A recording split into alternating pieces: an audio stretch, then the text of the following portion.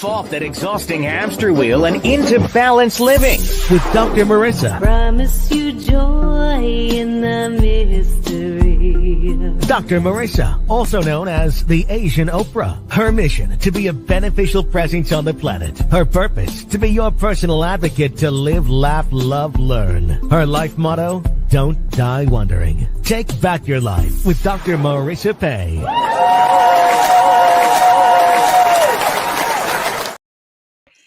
And welcome. You're tuned in to Take My Advice.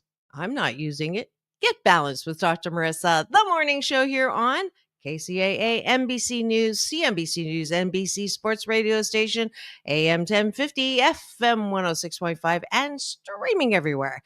iHeartRadio, Spotify, Stitcher, iTunes, TuneIn, Audible, Amazon Music, Tiki Live, Rumble, Podchaser, Streaker, Spreaker, and more.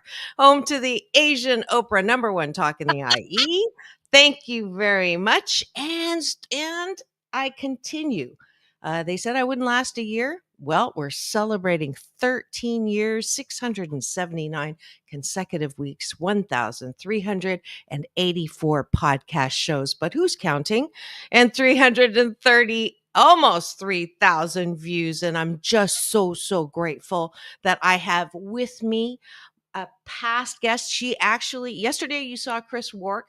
He came on 10 years ago. Well, I went even further back to my very first year on the air on camera with, I'm going to bring the big ones in to celebrate with me. You may recognize her already. Yesterday, people were saying, yeah, she looks exactly the same. You'll know her if you're a TV fan of iconic shows. They remember Alison Arngrim as Nellie Olson, the acid-tongued hellcat, declared TV's history's #1 girl dog by Vanity Fair, who tormented poor, sweet Laura Ingalls for 7 years on Little House on the Prairie in Confessions of a Prairie Female Dog. Arngrim offers a riotous evening of anecdotes, stand-up comedy, and multimedia content about life as the scorned yet beloved devious preteen, complete with frilly petticoats and curls.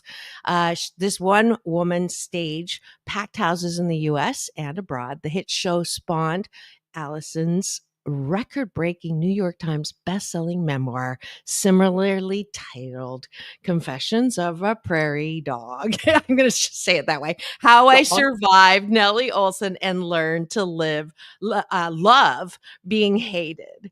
And offstage, Alison's been a dedicated and compassionate AIDS activist for nearly 3 decades, volunteering for AIDS Project LA, Tuesday's Child, an organization assisting children and families affected by HIV and AIDS. In addition, she serves as the California Chair, National Association to Protect Children, or Protect.org, fighting to give children a legal and political voice in the war against child abuse. Please welcome back to my studio, 13 years later, Nellie Olson, Alison Arngrim.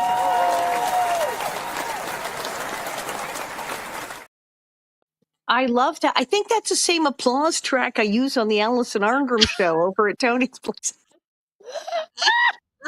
Well, we are both Tony's children. Absolutely, we are the children of Tony and UBN. Yes.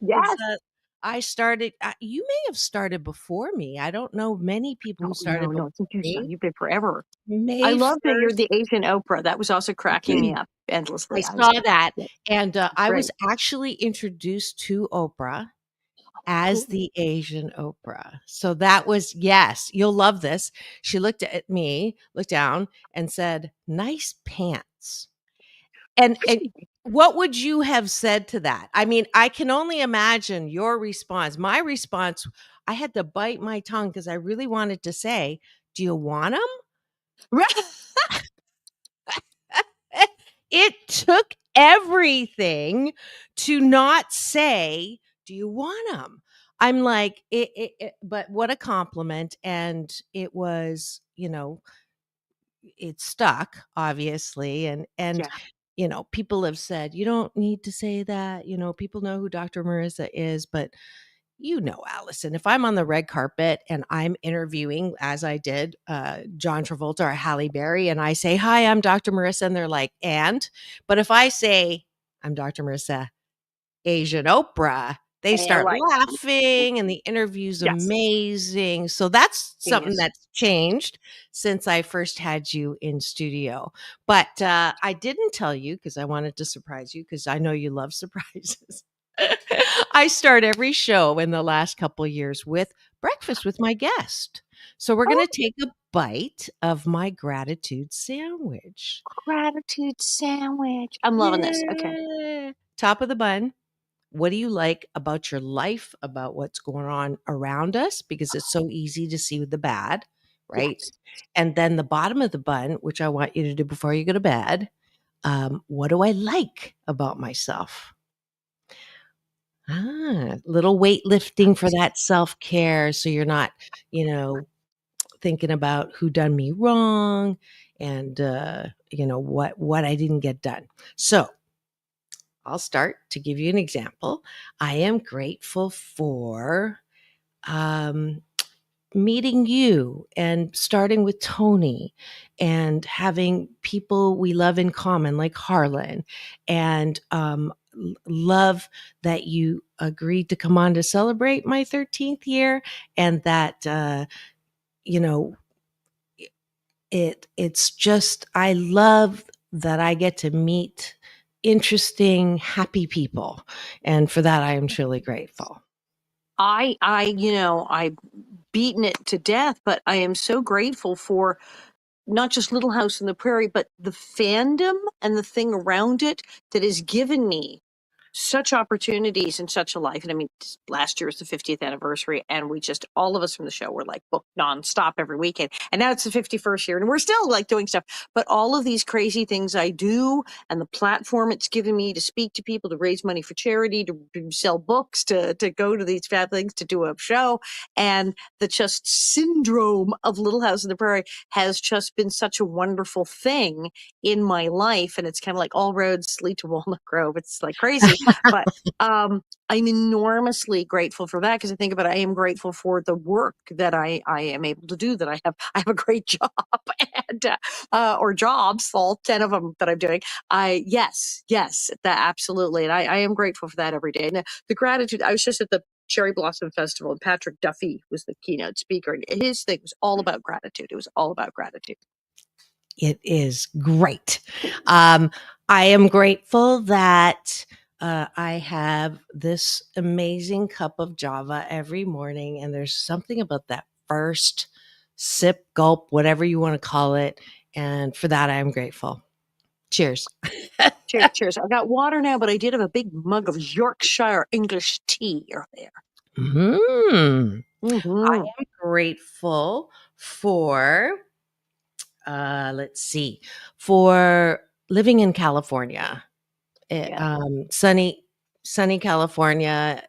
Which It's is not totally true. rainy and murky right now, but Yeah, but it's sunny somewhere, and I'm solar powered. Don't tell. Don't. The secrets nobody can tell. No, but it's great. We're getting a little rain, so it's not dry all the time. I got plants. I it's have true. plants. I'm like, That's yay, true. yay. That's true. Right. I'm wanted in 5 states for plant killing, so that doesn't affect me. Let's go to the bottom of the button. So, what do you like about yourself? And the reason why I do this is a lot of us, thanks to my honorable moniker, Oprah, we talk about mental health. We talk about how we're feeling, something that we didn't do in the days of Jerry Springer. So, Oprah brought that to the mainstream. However, self awareness is not enough. Some people are reaching for things to numb. Some people are walking around looking for love in all the wrong places. Who likes me? Literally on social media now, which drives me crazy with the numbers game. So I want you instead to isolate things that you like about yourself, which is also hard for recovering perfectionists like myself. I'm very hard on myself. I have a feeling you are as well. And you've worked on that so that we can really self-care, self-soothe, self-love, which is the hallmark for good mental health. Well, So, I have an advantage over the, wanting to be like thing because oh yeah, I got famous at 12 for being disliked, having Yes. people hate me, actively hate me, and some still do. Nowadays, people, if they've kind of grown up, everyone's kind of like, yeah, TV's not real. They're not, but people will come up and say, I hated you so much. I love to hate you. People go, I hated you then, I love you now, which is like wonderful. But I spent a lot of time with people coming up and saying, I cannot stand you. I absolutely hate you. You make me sick, and saying, thank you, you're too kind. Because that's what I mean. If I am making people mad, I'm pretending to be somebody else and doing this stuff. That I said, blame Michael Landon. He's the one standing next to the camera going, hit her again. I mean, he wrote all of these terrible things that I said. So, but I thought, if I'm hitting such a nerve that is, and an actor, you say you want people to suspend disbelief. Here they all are, then suspending disbelief. You're like, I hate you. I'm doing something correctly here. Right. So thank Mhm. you. Thank you. So that kind of does a strange thing to your brain. So I'm probably not as like distraught if those that don't like you. I go, but I have so many people who do like me. I have so many people, real people, both on Facebook and in real life, who love me and who like me. So it's like, I'm good. I'm good. Um, Yeah. and I have certain things going for me. I don't know that I, I I'm sane most of the time. I think I'm not too crazy. I'm I luckily was born kind of smart, and sometimes I actually apply it, and that comes in handy because sometimes life can be hard and you have to figure stuff out. And Mhm. sometimes you have to learn new skills. Sometimes you are in a position they go, well, that's great, but now you have to learn how to do this whole other thing in order to go Mhm. forward. And I have to learn to do what? Mhm. But I usually can, which is just an incredible thing to be able to do that. So yes, I'm able to adapt and learn new things, which is a great skill. And I'm really excited about that I have that. Yeah, yeah, and had forgotten about that. You got an early training or early, environment with which to learn how to love yourself, for sure, as a Right? 12-year-old when everybody 'Cause else If didn't. if you didn't get secure in basically going, well, I'm me. I mean, the character that's her. That's cool. But I'm me, and I know who I am. If you didn't start getting to that level really quickly, when you're Yeah, playing Nellie Olson and everyone's throwing things at you, that could yeah, be a real problem. If I'd been younger, like if I'd been, oh, I can't imagine if I'd been 7 or 8 and mm, played the bad girl villain, that would have been developmentally. But it was 12, so I was already becoming a mhm, smart aleck teenager and kind of going, okay, yeah, I'm the villain, the thing. So I went, oh, okay. But growing up in show business, I understood there's TV and then there's real life. But if I hadn't had that separation and really kind of been figured out who I was fairly quickly, yeah, that would get ugly if you didn't yeah. have me play that character. Yeah, yeah. Yeah, well, I'm gonna veer off breakfast for a second because I'll forget to ask you this if I don't Sure. ask it now. So you said you grew up in show business, which helped you distinguish between what's real and what's TV. Oh heavens, Um, yes. it's your parents were in, or you started early acting? All of the above. Oh, My okay. parents met in the theater in Canada, the Totem Theatre in Vancouver, very fancy. And actually, my dad founded the Totem Theatre with a guy named Stuart Baker. It was if you're a theater student in British Columbia, you're probably taking at least one class where they're going to tell you all about Totem Theatre and make you like read a whole chapter on it. It's like that big a thing in the Oh, 50s there. So wow. then they wound up in radio and TV, and then my mother became a voiceover artist, and she was Casper the Friendly Ghost and Gumby, and Wow. Sweet Polly Purebred, Underdog's girlfriend, and Davy of Davy and Goliath, which meant Saturday morning cartoons when I was really little and could have like not understood. I kind of figured out that when Gumby comes out and speaks in my mother's voice, it's not real. That Gumby is clearly not a real talking ball of clay because my mother's in the kitchen and it's the same voice.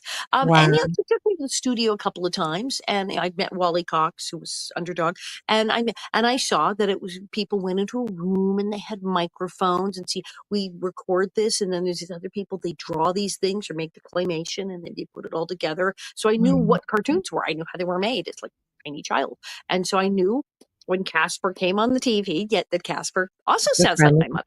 And this was normal. And so, yeah, so that was, I mean, there's probably kids who thought that, Gumby was real. And I'm like, no, Gumby's my mom. That's so wild. My dad was an actor. He was on Broadway briefly, but then he became a manager and wound up working for Seymour Heller and Associates. My dad was working for Liberace. He was assigned to Liberace. And then he also like with Debbie Reynolds and all these famous people. So, yeah. So, and I thought everybody was on TV. I thought that people took turns. When I was really little, I just thought kind of everybody worked on TV. That was like what you did. With Hollywood, everybody's on TV. And so it was kind of normal. So when I started working, doing commercials and little things, I was really young. It didn't seem weird. How It old? seemed like, oh gosh, I guess, well, my SAG card says member since 1967. So I guess first job I was 5. Wow. So playing a horrible, nasty, not nice girl on the most wholesome show beside the Waltons, Nice. Don't right? say Waltons. Our rivals. Actually, we know. love the Waltons. We were just together at an event with the Waltons and the Little House cast together. Oh, Although we wow. did give them a hard time because there was one of those Stars in the House things where they did a trivia battle and we totally slaughtered them. Oh, did you? Of course, Good for we you. did the Yeah, Waltons of girl. course. I So had we have a long-standing friendly rivalry with the that Waltons. It's is quite the thing. that is cool. Well, that I'm so glad we Nice show. Yeah. Yes.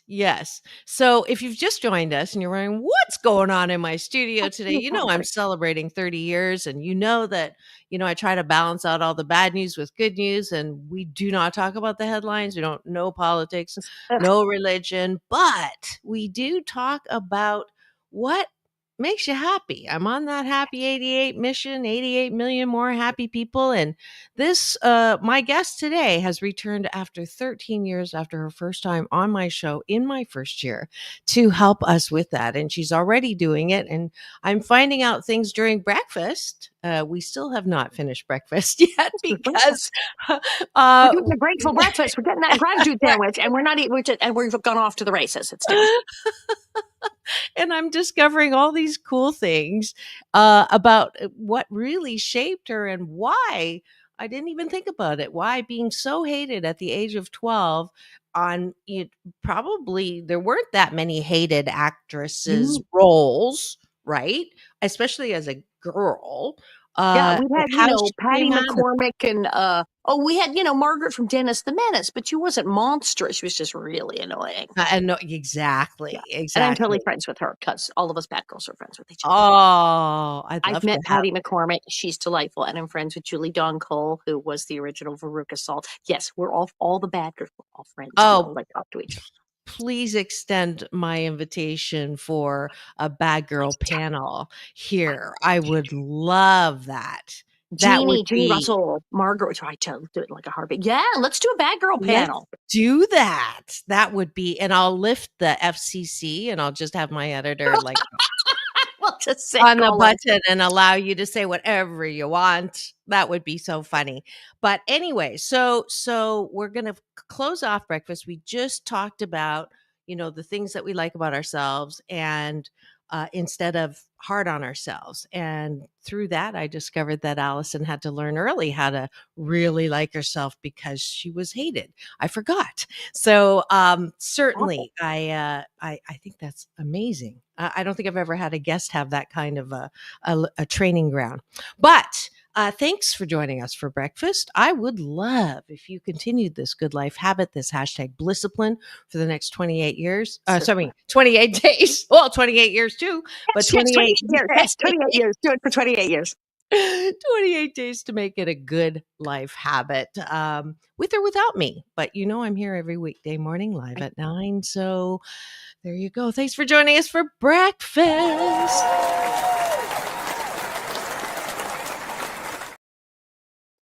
It's rare that I do an interview and I'm taking notes. Blissipline, gratitude sandwich. I'm like writing stuff down. I'm being interviewed. That was really good. I got to do that.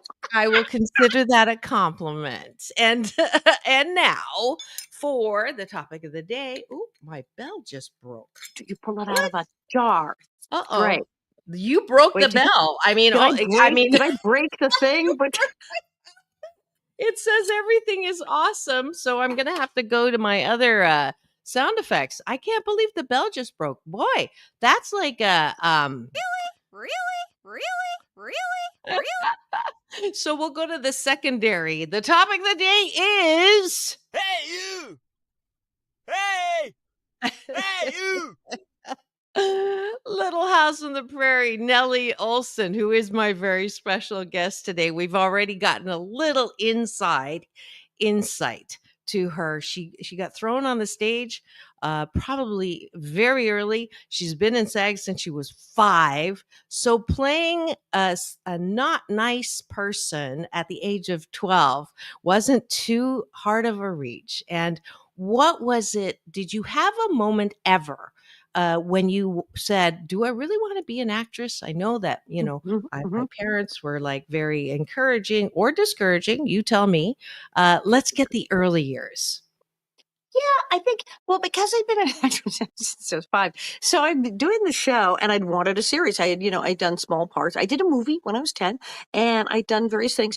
But when I was 11, I wasn't working a lot. And my father, being a manager and being very realistic, sat me down and gave me the whole speech about you might not work again until you're an adult. You're not really, as I said, you're not really booking a lot. You might not work again until after 18 because, hiring minors. Or you might never work again. And you know this because you've had ringside seats for how many other people's careers. You've seen this. You know how this goes down. This possibility. So I just thought you should prepare for this now. So I was getting them, you might be washed up, need to go to Plan B speech at 11. Luckily, it was 6 months later, I got Little House. So when we talked about making a comeback at my age, I go, oh, no, Little House, that was the comeback. That was the first comeback. My 57th comeback. So that's weird right there. But yeah, there was a time, because I was always, people would try to remind me, saying, yes, you've been doing this since like birth. You can, but people do other things. Once I got old enough to meet other people, do other things besides be on TV. You can't, you can't be what you really, really want. You go do something else. So you should always think about these things. And I was very interested in psychology. When I was in junior high and then high school, I was taking psychology class, and I found it fascinating. And I read all these books. And at one point I said, well, that might be a thing. Go to college and become a therapist or psychologist or psychiatrist. And I found it very interesting. And the most interesting thing, there was one day at psychology class was like career day. And they had people come and speak all the different classes. And a psychologist came and spoke at our psychology class, said, if you want to be a psychologist or a psychiatrist, you go to school to study psychology. Here's what I'm going to ask you to do. We all were like, yes, what do we do? And he said, your first year you go, I want you to take every possible class except psychology or anything to do with it. You're like, what? And he said, because it's really hard and you might not want to do this. So I would encourage you to take classes in everything else, giving yourself a broader understanding of things in general, but also in case you come across a different field that you would prefer to go into than psychology, because unless you really, really, really want to do this, I'm not recommending it. It's like show business. Wow, he has a point. And so yeah, he said it's really hard, kids. But but take first year, just take every class except psychology and see how it goes. And I thought, what a great thing to say. But of course, I say the same thing about marriage to my clients who are looking at. You better really, really, really want to do it. Really want to. And graduates. And same with like acting, you are sure you want. And so I thought that's very sensible. But psychology, of course, in anything I do, acting, writing, etc., obviously, and helping people at the various nonprofits, is huge and extremely useful. So I'm still fascinated by it and studied a lot. But yes, I kind of went, well, if I didn't do this, I guess I might have gone into psychology. Now, when I was really little, I wanted to be either a go-go dancer, an astronaut, or president of the United States, because it was like the 60s. These were the 3 things that were on television like constantly. So I was like, NASA, the Whiskey a Go-Go, the White House. No, not sure. Something involving go-go boots. Yes. Now, were you born in Canada? because I was born in Canada. Oh, where were you born in Canada? In Ontario. So when you said your parents were in Vancouver, I thought we might have that in common, but that's okay. We have plenty of people. They made it to New York in time to have me. Yes, and so Okay. I'm American, but indeed I spent a huge amount of time in Canada and have relative. The cousins are all up there, and yes, and they're mostly like BC folks. We got a bunch of Manitoba and Saskatchewan folks, but my dad's from Saskatchewan. There's a lot of cousins in Manitoba and a lot of folks up in BC. Yes, I always say, pardon me, do you have a serviette? I have spilled my poutine. So yes, I speak Ah, Canadian. ah, You want an Nanaimo bar with that? Yeah. Oh, I love poutine. It's funny, I didn't grow up with it. So I know. Yeah. I know. I I was just not got back from exposed to it. Toronto. It's a little heavy, but cheese, French Once fries. in a while. Oh, the Once in a first while. time I found out about chips and gravy, cousins from Canada came to visit, Oh, and they there you wanted. I was go. working at Paramount, and they wanted to come to the set. And the cousin came. We came to the set, and they were great. And then we went to the commissary. There's a big Hollywood commissary at Paramount, and they had sandwiches and cafeteria things. And they went to the counter and they asked for chips and gravy, and it was like, so because they don't have that. They certainly did not have it at Paramount Studios, and they went. What? Because they thought they meant potato chips. They meant you wanted like a bag of Lay's, potato chips, and a cup of what? And they were totally baffled, and they couldn't figure out why the woman at the counter didn't know what they're talking about. And I finally said, "Just give them some French fries and a side cup of gravy, like a side of gravy with fries." And they went, "Seriously? Wait, that's what they want? Just charge That's whatever they want." And then that's people came out of the kitchen to see them eat it, and it was like so embarrassing. But so yeah, chips and gravy, people.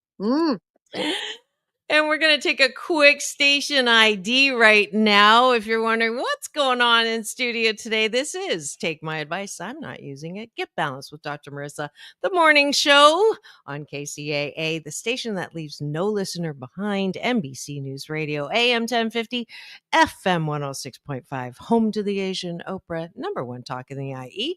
Thank you very much. And streaming everywhere, iHeartRadio, Spotify, and of course, my YouTube TV channel, where if you free subscribe and give me the finger, this one, not the other one, then you can tune in every weekday morning. And today's very special guest is Alison Arngrim, who played Nellie Olson on The Little House of the Prairie. I do see eyeballs rolling in, which means we've got live chatters Hi, in my everybody. cashew gallery. And we've got Nancy in here. Really fun interview. Thank you so much. Yes, you've got two people who have nothing to say. And and we discovered, even though I'm hashtag ageless, that we are very close in age as well. She's a little bit older. Months, which is wonderful. We're not saying the age because hashtag ageless. Better to be thought a fool than to open your mouth and confirm it. Better to be thought young than to open your mouth and disconfirm it. So there it is. We're both getting away with murder on the age We front. we are. Oil of Olay is what I say. Yes. But Alison, she is a true multi-hyphenate. I just got introduced to that word. I was called that. I thought, was that a good thing or a bad thing? But she's not just an actress from the age of 5. I don't know any SAG carriers who started at 5.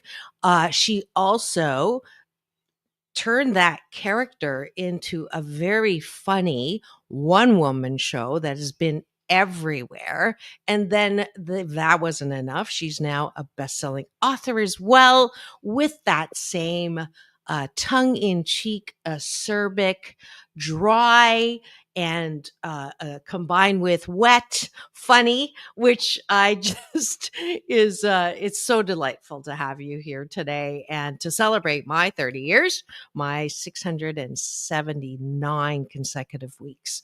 So we both started actually with Tony Sweet, who we love, and shout He lives out up to his name, Tony Sweet. He is. He truly is. And I moved over, but fond. I had Dee Wallace on not Love too long her. ago. Love her. We both love Dawn Wells, who was Marianne on Gilligan's Island, who passed during COVID in the beginning. We She have played my another. mom on a web series. She played my mom. She did. Oh, Yes. I loved her I got so to have much. her I play my still love her. mom. She loves us, Yeah, you she's know, the from best. the other side. Yeah. She took me to the races with Gilligan's son. Yeah, yeah. Yeah, that Who was, does and this? played poker at her place. She loved the Anyway, cards. Love the she cards. did love the cards. And we also have one of my favorite guests and people on the planet, Jerry Jewell. And I know you're very close to Very her. good. Love Miss Jerry. And so I'm always, when she's not well, I know you're there. So just, you didn't know that, but I appreciate so much that your care extends to the people that I truly love and adore as well. So we're going to take a quick break for news, weather, and traffic, but we will be right back. Don't go away. Chuck Woolery used to say 2 and 2 won't be that long. I say peace in, peace out. World peace through inner peace.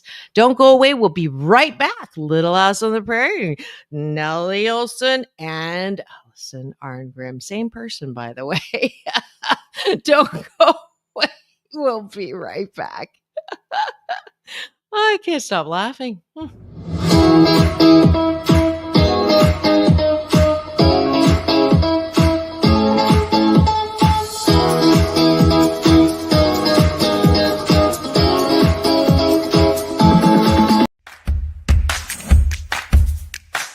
Well, she has been dubbed the Asian Oprah, and she just wants all of us to be happy.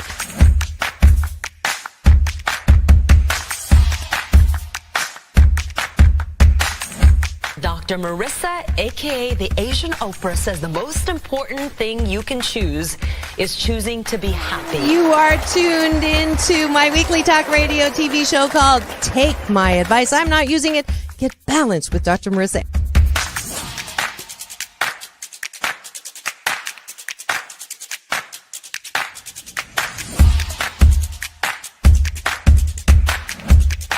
That's the idea for Dr. Marissa Pay's new book called 8 Ways to Be Happy. Many of us say, I am my own worst critic.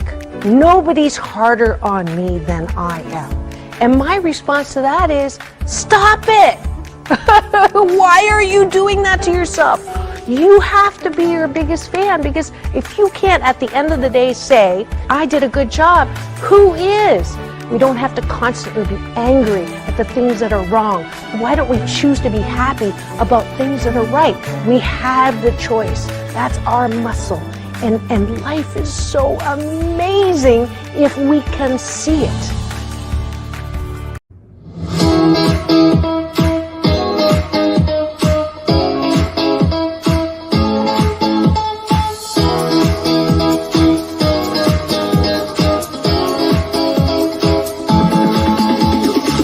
Take back your life with Dr. Marissa Pay. And welcome back. You're tuned in to Take My Advice. I'm not using it. Get balanced with Dr. Marissa, the morning show here on KCAA, NBC News Radio, home to the Asian Oprah, number one talk in the IE. Thank you very much. And streaming everywhere, iHeartRadio, Spotify, and of course, my YouTube TV channel, where if you give me the finger, this one, you'll get an alert every weekday morning when I am live at 9 for the morning show. And today, celebrating my 13th year, May 1st, 2012 was my first show, and we are going and going and going, even though people said I wouldn't last more than a year because I don't talk about the headlines, because it makes you sad or angry and say, what's wrong with people? Instead, I want you to say, what's right with the cool guests that Dr. Marissa has on her program? And today is definitely not an exception. I had her here 13 years ago. She has returned. She looks exactly the same. And she is called by Vanity Fair the acid tongue hellcat. I think I can say hell. But The other thing is rhymes with which? Rhymes with which. That's yes. Yeah. I literally the first day after I did the show, Little House aired once, and some girl screams this at me on the school. It stuck. It stuck. People started calling me this, and I kind of went with it. Hence, Confessions of a Prairie rhymes with which, because you can't beat them, join them. Oh. That's what people called me. And okay, we're calling me that. Yep. Yeah, and the dichotomy between the petticoats, frilly blonde curls, and what came out of your mouth. So, there was never a day that you felt a little bad about being that character? There's an episode that I refer to as the episode where even I hate me. And it's the music box where Laura has a friend, Anna, who has a stammer, played by the brilliant Katie Kurtzman, and who's later on Hotel, did a bunch of stuff. She's great. She actually, Katie Kurtzman also played like young Caroline in a flashback on this, and then she comes back, plays the stuttering girl, and it's like amazing. So she has this friend, Anna, who has trouble getting out sentences, and Laura always is helping her and saying, just go slowly, Anna. So, see, you can do it. It's great. And it's just coming along swimmingly. And then I show up and say, a horse can walk and a butterfly can flutter, but Anna can't talk. All she can do is stutter. We just like really, really horrible. And then I tell her she can be in my club. This is a club. Who wants to be in a club with Nellie? I don't know, but somehow Laura and drags this girl there. And of course, I announce there's a password. Now, as we know, a password is a word or maybe two words. But I announced the password is Peter Piper picked a peck of pickled peppers, which I'm lucky to be able to say. And I start screaming at this girl who is stammering. And Katie Kurtzman is so brilliant because she's stammering and then she's crying. She's just breaking down. And I'm going, I can't hear you. Say it faster. And it says, yeah, there. I was like, oh, well, this is really bad. Yeah, this is really bad. I mean, we're still friends, so like she knows that she'd like to talk about. But when I was doing it, I was kind of creeped out. And the thing is, it's like when I was really little, I couldn't say the letter S. So what's her name? Alison. I would I said I had a lisp, and I went to speech class after school with my friends who also had some kind of impediment. This was a thing back in the 60s. And I went to speech class. I didn't have to go for very long. They eventually said, no, don't put your tongue there. You put your oh, so why didn't you say so? And, eventually, but there were the kids who I hung out with were the people that a stammer or a stutter, or the marvelous girl who I hung out with, who I became great friends with, who could not say the letter R. And it sounds like a terrible joke, but I was in speech class with her for like a month, and I thought her name was Wanda. It was Rhonda. But she assumed my name was Alison. We were Alison and Wanda, like great. But yeah, that was the thing. I had been in speech class. I did not speak correctly. I had a speech impediment back then. It was adorable when you're like 4, but then it's like I gotta. And I was in speech class, and I knew all the people who were told that they didn't speak properly, that they had stammers and stuff. So the idea of standing there and tormenting a girl with a stammer and yelling at her and making her cry, I was like, oh, no, we're not going there, are we? We're going there. Okay. And so that, yeah, I was like, ooh, gonna be sick. But of course I did it. I understood having been teased. I mean, I was thinking about Nellie. I'd been bullied. And so I went, oh, yeah, I've seen this. And so it was kind of like this weird revenge on bullies that I was able to turn around and go, this is what it looks like. And luckily, Katie Kurtzman, brilliant actress, sobbing and stammering, understood the assignment and was fine with it and didn't hate me after. So, yeah. I was Although gonna she say, said, you were scary. You were very scary. it's a good thing you did like psychology, because you were going to have to, treat all those you had traumatized on set. Gonna have to help, kind of like bring down, like, okay, we need to decompress, have like a little like deprogramming thing after, like, people with the, oh my God, it was so bad. Yeah. Yeah. So 50 years was last year. I actually had Michael Learned and the not you, but you were traveling or something, but I had the I was Hollywood so Squares on my screen, and we had an anniversary show. Now your 51st show. I love the fact that you all still come together and great. do all of that. And you are celebrating 51 years. You're back on with the one woman show. Yep, I'm running around because we've got two things going on. We've got the Little House events. In June, there's a website, littlehousegoldcountry.com, because we're going up Northern California, Gold Country, Columbia, because we filmed a bunch of stuff up there. We did our 50th anniversary, did a big event in Simi Valley where we filmed most of the exteriors. And then this is the one like, oh, Lord is my shepherd, when Laura runs away from home and climbs the mountain, the camp out where we're in the river, all those episodes where we had forests and things, Northern California, Sonora area. So we're going up there and having an event in June, the 6th through 9th, with like a huge number of cast. El Manzo, Miss Beadle, we're all going. And we're going to hang out and sign autographs and do things. It's going to be awesome. We have the train. We have the train, the famous number 3 train. Why is that train always a number 3? Because we only got the one train. All of Hollywood has one train. This train is in all the movies. It was on Little House. It's on everything. There it is. And so we have a train ride with wine and cheese and meet the cast. I mean, all kinds of stuff. It's lovely. It's going to be fabulous. That's our biggie.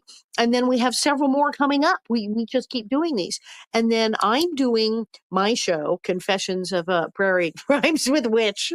And I'm everywhere. I'm in New York. I'm heading out to New York in a couple days. I'm performing on Mother's Day, May 11th, at the Cutting Room in New York City. And then I'm going to Nashville and Louisville for the 15th and 16th. And then I'm in Chicago in June. After, it's just back-to-back stuff between the Little House Gang. I'm doing a Comic-Con in Pasadena, and my show, it's like boom, boom, boom. I'm on a plane. I'm coming to a city near you at some point. And it's just wild. Just so much interest in Little House. And now, of course, with the new Netflix show, which is not a reboot technically, It's like, it's almost a prequel. They're like going back to like the very beginning when like Laura was really young. Like, yes, isn't that pretty? That's my new website. We're very proud. It's got the whole schedule on there.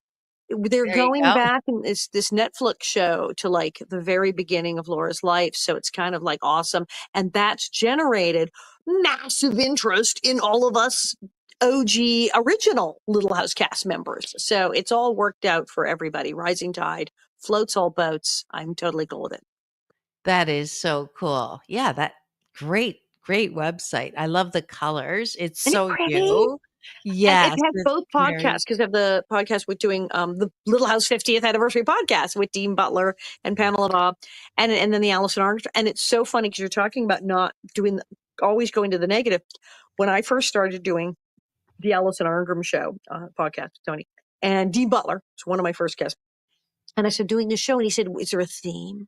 And I said, yeah. I say it's Alison Arngrim show. We talk about things that make you feel good.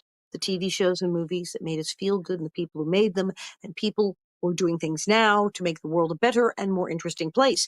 I said, we do all positive things. And Dean said, is there a market for that?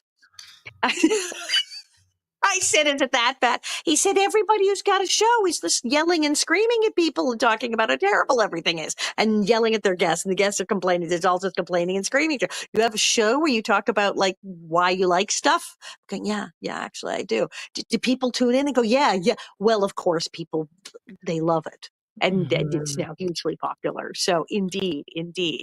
and I didn't know that Work in the about your positive. show, but I should have known, and so we have that in common. I feel We've like been working the positive side of the street, Beth, with us for a very long time. That's totally where both we're at. of Yes, us. We're like we're both into bookends. that. Then I had Keiko Matsui on. I don't know if you know her music. She's the #1 recognized name in Japan. She's a jazz keyboardist and musician. And in our first interview, we discovered like this in common and that in common. We're up to like 63 things in common. I already now have discovered with you that same process, right? This is wild. But I call my show, that last minute in an hour of feel good report or feel good highlight. I stretch it out and make it a whole hour. That's what my show is. Yes, that's what. And that's what your show is. It's so, and I'm sitting here, I'm plugging other people's stuff. Dean Baller, who I did the podcast with, it was all man. So on the show, he wrote a marvelous book called like Prairie Man. He's the first guy from the show to write a book. Finally, a Prairie Man. But he's writing a second book. He's already writing a second book. And he's calling it all about living the prairie way. And he said, again, the beautiful messages that we had in our show, he said, what if this message of positivity, of doing the right thing, of gratitude, of living that kind of attitude towards your life, what if I did a book about that? I'm like, again with the positive. What are we going to do with you, Dean? So yeah, we're our prairie gang. We're all about trying to put out the positive energy and the feel good stuff and the feeling good about your life and being kind to other people and yes, get those things. Yes. And I see more eyeballs rolling in. I want to give you a chance to ask Nellie or Alison any question you would like. You don't have to, but I didn't think I offered that to my cashew gallery, my version of the peanut gallery. In case someone's allergic, it's a cashew gallery. Very smart. I figured like that you would like that too. I love cashews. I love it. So I want to also acknowledge before I forget that not only are you doing all these great things on the positive angle that I didn't know about for your show, for your stand-up. I had Dean in that Hollywood Squares, but I will have him back now that I know he's doing that book. But you also do work on AIDS Project LA. Now look at the second one that you said, and then you're on the council. What led you to pick those, and why are you spending your time doing those things? Well, growing up in West Hollywood and in show business and everything, it was right away, it was my community that I lived in, my friends that were being decimated during the AIDS crisis in the 80s. And then Steve Tracy, who played Percival, my husband on the show, the guy who married Nellie, the guy who told Mrs. Olson to finally be quiet. This man, he was diagnosed with AIDS. He died in 1986 at the age of just barely 33. And we were really, really good friends. When you're married on TV, you either can't stand each other or you're best friends. It's like one or the other. It's either Bob Newhart, Suzanne Plachette, or you can't. It's one or the other.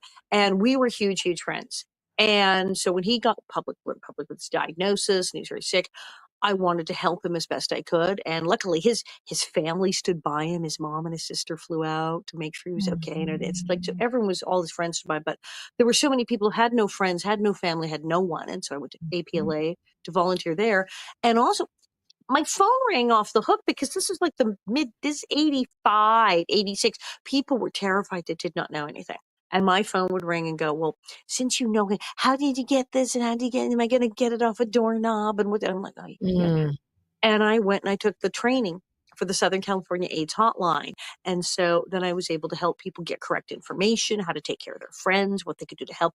Great. So I did everything I could there. And then Tuesday's Child was founded. A friend of mine was starting it, and I came on board right away for families and children affected by HIV, where the child has HIV or the mother is sick with AIDS. It just, to some of these people, they just fell through the cracks in the system, and it was getting these people the stuff they needed. It was really great. And the Christmas parties were epic. It was really good. And it was great because like the first Christmas party we had like 17 kids because we invited other groups that took care of kids with cancer and kids, and they wouldn't come. Nobody would come because it was AIDS. Okay. Yeah. And within a couple of years, we had to go rent an airplane hangar in Santa Monica for the 496 people who attended. So yeah, so people figured out we had a good Christmas party and all was well. And then, I helped start this thing. This group came to me that just started called National Association to Protect Children, protect.org, and asked me to be on the board, and now I'm the president. And we've been going to state houses and the federal government to change laws to make things better for victims who are, trying to press charges, make things better for the law enforcement teams that are specifically assigned to investigate these kind of child abuse and the child trafficking and images on the internet, the internet crimes against children task force, all these kind of people. We created a thing called the Weiss Center for Child Rescue Technology, where we actually help get create and facilitate tech for the ICAT teams to use in apprehending these people. Got legislation passed in multiple states, changing the laws, closing loopholes, making a level playing field for victims. So we've tried to do these things. There's a lot going on now with, obviously a lot of kids getting their education online since the pandemic. Children are doing more and more online, which is not really a safe place. So we're we're having to do education about that. So there's so much to do. And I was so impressed with what they came to me with. I said, yes, I want to do that. And so I wound up going to Sacramento and Albany, New York, and Washington, D.C. And it's just been really nice to see these kind of changes made and see the effect we've been able to have. And for that and so much more, I would like to give you Dr. Marissa's beneficial presence on the planet, especially for those people who take their limelight and shine it on areas of temporary darkness. Thank you so much, Alison, for what you're doing.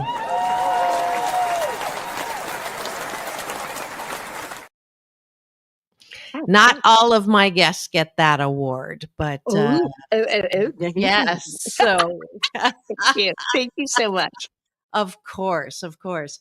So I knew this would go quickly. We have like 6 minutes. Have I not talked about anything that you would like to talk about? Anybody who's out there in New York, please, Mother's Day, come to the cutting room on Mother's Day. I think I have an early show. I've been doing these early shows. Yeah, 7 p.m. At least bring your mom. Now, be careful, because one year, I always wind up doing the Mother's Day show in New York. And one year, we did have a fight break out. I don't know how it started. Someone who gets in a fight at Mother's Day brunch? I don't know how. And we were like, y'all gotta go. So don't start throwing hands at Mother's Day brunch. Thank you. We have a lovely show. It's a hoot. I talk about everything. I talk about my kooky family and Gumby, yes, and Liberace. I talk about growing up in Hollywood and being the next child star and having people throw things at me. And I talk about Little House on the Prairie and all the wonderful people on it. I talk about absolutely everything. And we have a question and answer segment. And I love doing this on my show. So every show is different. I have cards that say, ask Alison anything. And we distribute them. And they pass them up. And I'm like, I don't know what they're going to be till I get them. And I come on. I do answer live your questions on stage in all my shows. So you can come see me at the Cutting Room on Mother's Day in New York. And then I'm at Play Nashville on Thursday the 15th and Play Louisville on the 16th. And then I'm everywhere. And then, I'm going to be in Chicago. I'm going to be in San Diego. I'm going to be everywhere. And then, of course, our whole Little House gang will be up in Northern California, Little House Goldcountry.com. We have a train ride. You can have wine and cheese and hang out with the cast of Little House on the Prairie on a train. Wow. Maybe I'll get an invite to cover the event. That would be fun. There you go. There you go. You're thinking. What was the weirdest question you've ever had asked of you in that live show? And about the fight. Many. About the fight, if it's not one thing, it's your mother. Right. If it's not one thing, it's your mother. And it certainly is. I mean, clearly someone had issues. I don't know if they were in a fight with their mom or about their mom, but it was something. It was so bonkers. But I do get kooky questions. Someone had really, really, really paid close attention to the show, and Percival and the twins, Benny and Jenny, and it was a very New York crowd. And they said something about like, what score would Benny and Jenny, if they grew up, went to college, have gotten on the LSAT? Presuming that the children would have gone to law school. Okay, this is they're like thinking, yes, that is absolutely where that have gone. Yes, you are correct. That is totally. That was a weird question. People are terribly into it. They ask all sorts of they'll ask very almost like Star Trek people, like obscure things about episodes. Sometimes I play stump the audience and try to get them to guess, like, okay, how many people in the show were related to each other? Oh. For starters, you got to count all the twins. It's like, God, it's like 18 people, because you have the baby Carrie twins, and then you have the baby Rose twins, and the baby Grace twins. Oh, wait, then you had my twins. Oh, and then you had the toddler Rose when Rose comes back for the TV movie. So that set of twins. That's 10 people right there. I didn't. Didn't even recognize that till you just brought it up. That's wild. Jonathan Gilbert, Melissa Gilbert's baby brother, played my baby brother Willie. So right there, both Michael's Leslie Landon and Michael Landon Jr. appeared on the show. Leslie multiple times in big speaking parts. Mike was a kid in the school. Oh wait, the baby Carey twins' brother was in the schoolroom. It goes on and on. It's Wow. and it's cray. No, everybody on the show is apparently related to everybody else. A show, a nepotist show. Matt Laberto, Pat Laberto, Andy Garvey, Albert Ingalls, brothers. They're brothers. They're brothers. Yeah. So, let's go back. A final question, if I can get it in here. What's your advice to people, one, who want to get in acting? I'm sure you get asked that all the time, but Yeah, two, that's the huge. more important question is I haven't had one actor, actress not talk about rejection and not talk about the reality of rejection. And so I'm going to turn that into even a bigger question. When you're not feeling good about yourself, do you ever not feel good about yourself? And what do you do to center, balance yourself again? Yeah, I mean, I'm not so bad with rejection most of the time because I started when I was very, very young, and I knew right away you go to like dozens and dozens and dozens of auditions, and then maybe you get one. And I know I'd gone to like a couple of hundred auditions that I didn't get, and then I got Little House. So whoopee doo for the other 200 that didn't gas me. So I understood that auditions came and went, and so like really little. I got used to that sort of rejection. I was not too hung up on it. But yes, if you don't like rejection, you probably shouldn't go into show business. Show business is very difficult. So I would first thing say, how do I get in? I go, ooh, are you sure? Are you sure? Like that guy who's about big psychology. Are you sure about this? You can act and not be in show business. You can just go be in a play. You probably have community theater or college or something. You can go act. And nowadays they have local TV. People have YouTube channels. People have workshops. You could go act. You just don't make a web series, but not necessarily be in show business. So I always caution: if you want to act, you don't have to run off to Hollywood, New York. It's hard work. If people want to go into show business to avoid having a regular job that might be hard, no, it's going to be really hard work. So yeah, I would give that if you really want to do it. Some people really want to do it and they're really good at it and should absolutely do it. But it is a lot of work. You need a backup team. You need to have good friends or good family or good somebody. You need to have people behind you. You need to have like friends who completely are not in show business and who do not care that you are in show business or famous. Talk about other things. Okay, that's good advice. And you have one guy in your life for a little bit now, and want to give you a chance to highlight him. Bob, get the wig. Yeah, married. It'll be, 32 years this year. I'm married to Bob Schoonover, who I met at Age Project Los Angeles. He was running that hotline. Really cool guy. We do tease him about Bob, get the wig. Because we were at get the wig. He is a riot. He has a real job. He also plays guitar and was in like a couple of bands. He's like very good. But yeah, and what do I do when I don't feel good? Bob. Yes, I have days I don't feel good, like the little rejections. But like if it's like a personal rejection or something, or I really, really, really tried to do something and it's just not happening. It's just not working. Right. Or I just don't feel well because, like I said, hashtag ageless. But sometimes we go, I'm tired. Oh, why does that body part hurt? Why does this body part? Oh, why do all my body parts suddenly hurt this morning? They didn't yesterday. Oh, and then they're fine again. And then they're fine again the next day, and you have no idea why. So sometimes you just don't feel good. Sometimes it's just everything is exhausting. Everything is exhausting. And so absolutely, there are days where just like, yep, I'm not. I can't deal. And thank God I have Bob, and often will order like Thai food. He's like, you like the soup? You want to get the soup? Yeah. That's beautiful. That's beautiful. Soup helps. Have some soup, maybe some chocolate. There you go. There you go. Someone to talk just to in a been bowl of so soup. delightful. 30-second advice to me, because it's my show. I have recently started stand-up because, I don't have enough to do with 8 jobs. You have need 10 more stuff. jobs, see? And I just got off Yuck Yuck stage in Toronto where Jim Carrey and Howie Mandel started. You've been doing it a lot longer. What's your advice for me? 30-second Boy, advice. again, if you don't like rejection, really stay out of stand-up. My father said when I started doing stand-up, the great thing about that girl is she's got the skin of a rhino. And I think that is true in some respects. I mean, yes, I get hurt sounding, but generally I can. And if you're doing stand-up comedy, you need the absolute skin of a rhinoceros. You need to know what you're doing because it will not always go well, and you're the only one up there, and it can be really brutal. It can be brutal. And Good again, it's all about advice. knowing. It's about knowing who you are. It's about knowing who you really are. Thank you so much, Alison Arngrim. I close out every show with my fingers. If you would join me, it's all about balance. Peace in, peace out. World peace through inner peace. Thank you so much. Yeah. Alison Arngrim, Nellie Olson, Little House on the Prairie. It has been delightful having you back on. Please do go and have the best day ever. We'll see you tomorrow.